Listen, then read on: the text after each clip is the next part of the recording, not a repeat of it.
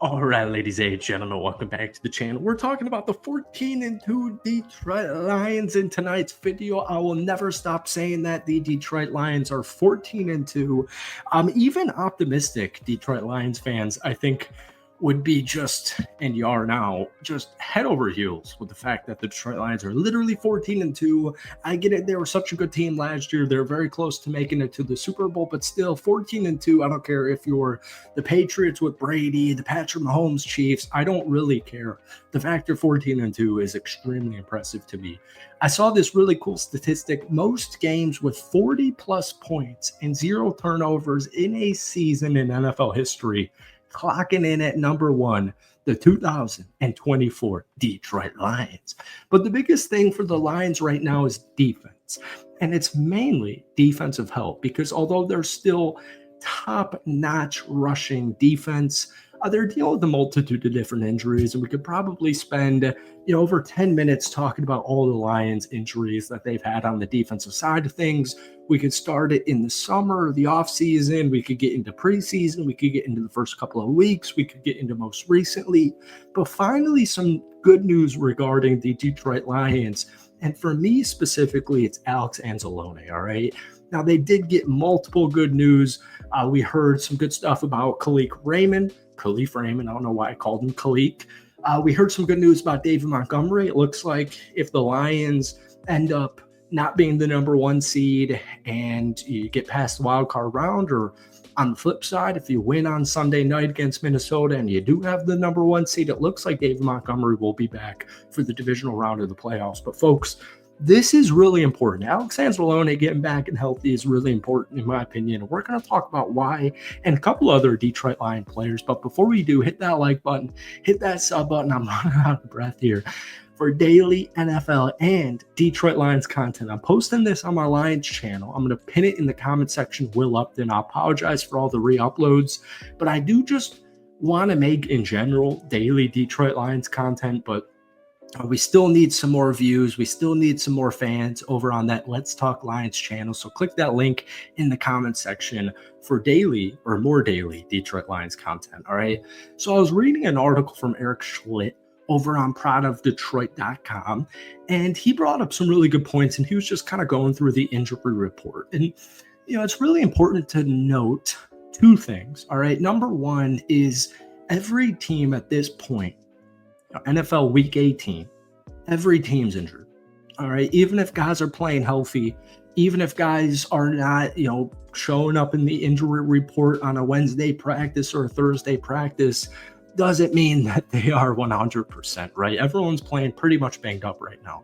Now, the old adage in the National Football League is, well, there's a lot of them, but there's the old adage that the healthiest team, actually not even just the NFL, but all sports in general, that the healthiest team usually ends up going very far. Not necessarily saying they win at all, but the healthier teams typically have luck on their side and go a little bit further than injured teams, right? A good example would be the Dallas Cowgirls right now, the San Francisco 49ers dealing with all these injuries.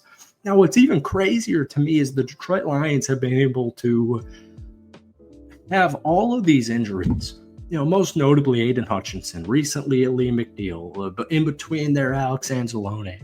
The Lions are down to 3 other linebackers, Derek Barnes, Malcolm Rodriguez, and now Jalen Reeves-Maybin just made his return. But, Alex Anzalone in that list, they've been missing linebackers for what feels like the entirety of the season.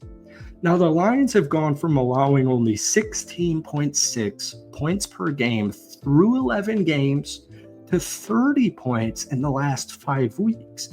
Now, the good news is, and we keep talking about this on the channel, the Detroit Lions are putting up like almost 40 points per game.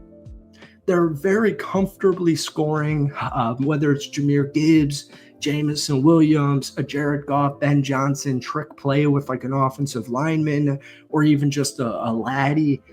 The Lions offense is just, I don't have the statistic. It's number one to me. Maybe it's a little bit biased, but teams are going to have a really hard time stopping the Lions offense in the playoffs. But we're getting back to old adages. Defense wins championships. I get it.